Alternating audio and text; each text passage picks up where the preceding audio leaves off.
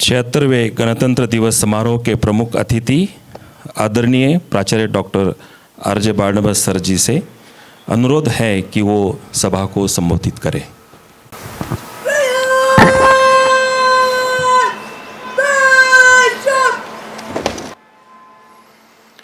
Greetings to you all on this, the 76th Republic Day of our nation. As I was thinking about what I should speak to you this morning, I could not help but recollect the various events that are taking place in India and around us and are making headlines the world over. Be it the terrible war in Ukraine, where there is a loss of so many lives and where there is so much pain and suffering amongst innocent people. The war that continues to rage on between Israel and Palestine. The situation in Yemen, in Afghanistan and Syria, too, is very dire, to name but a few. Even in developed nations like the United States of America, we hear of brutal killings ever so often in schools and in crowded places, and the subsequent pain and the suffering and the loss of innocent lives that it causes the loved ones and the communities at large.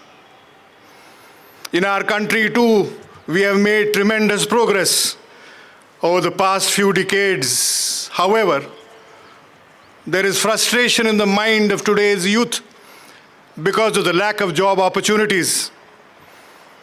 The safety of our women remains a cause of concern. The plight of our farmers across the country too is a cause of worry.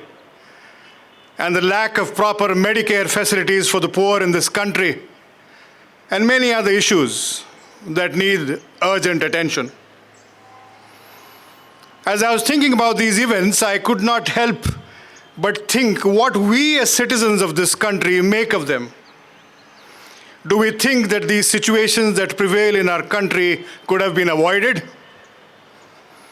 Do we blame the situation that we find ourselves in, at least in part, to the negligence and the so-called apathy on the part of those in authority? And having done so, do we think that we could help those in distress, either by contributing our time or resources, or maybe both, so as to ease their pain?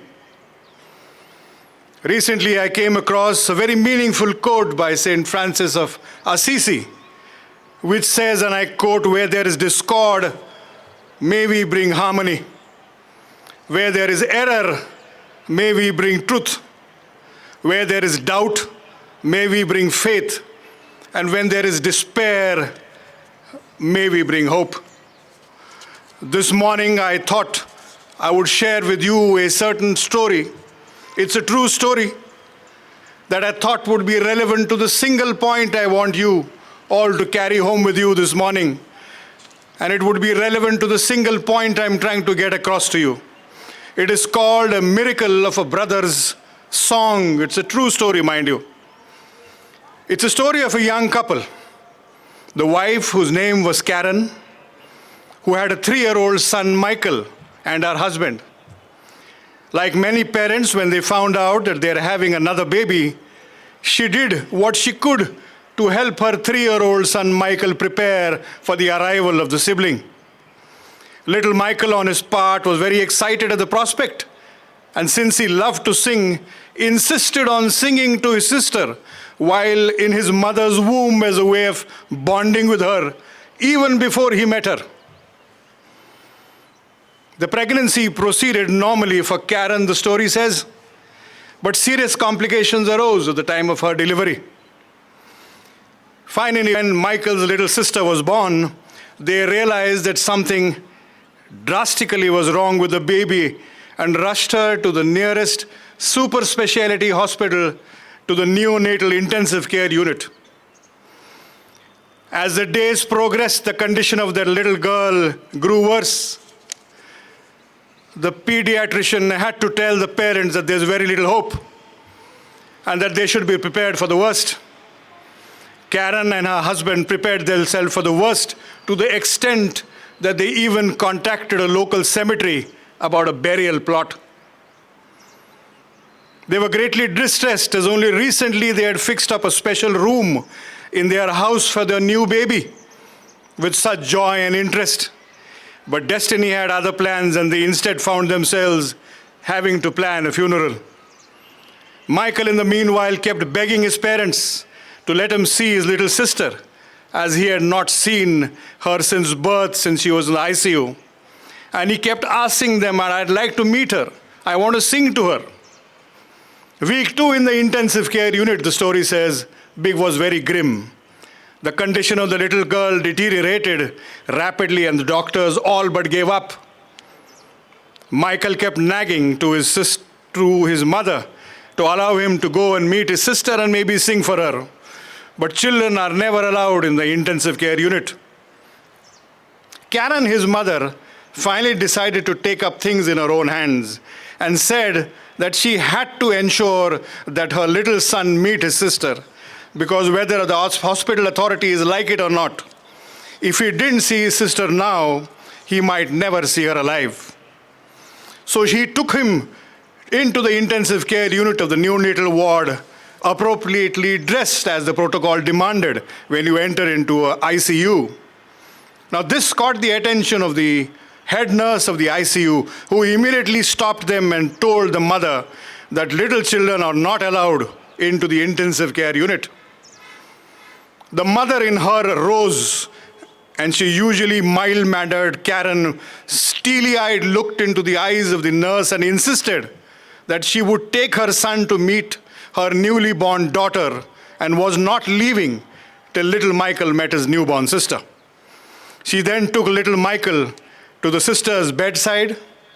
He gazed at the shriveled up body of a 1.5-week-old girl and almost spontaneously, in a pure-hearted voice of a 3-year-old, started singing.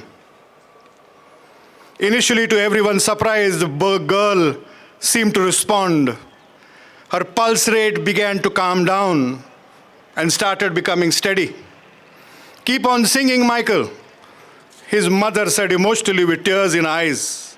And as he kept singing and sung to his sister, the little girl's baby's ragged, strained breathing became smooth, and Michael's little sister began to relax as healing seemed to sweep over her. By now, the head nurse of the ICU had tears in her eyes. The story ends with the little girl being well enough to go home by the end of the week. The news of the little girl's recovery was over the press all over the world. One of the leading women's daily magazine calling it a miracle of a brother's song. The medical staff called it a miracle. And the mother, Karen, called it a miracle of God's love. The reason why I'm telling you this story, friends, is quite simple. And that is through all the negativity, pessimism, tragedy, and sense of hopelessness that seems to surround us at times, we need to tell ourselves that all is not lost. There is hope, and that we can make a difference. And therefore, on the auspices of this our 76th Republic Day, let each and every one of us try and help those in pain and serve as a beacon of hope for those who are in anguish and suffering, and doing so hope that our children and thereafter our children's children might lead better lives. God bless this great country and this great institution of ours. Thank you.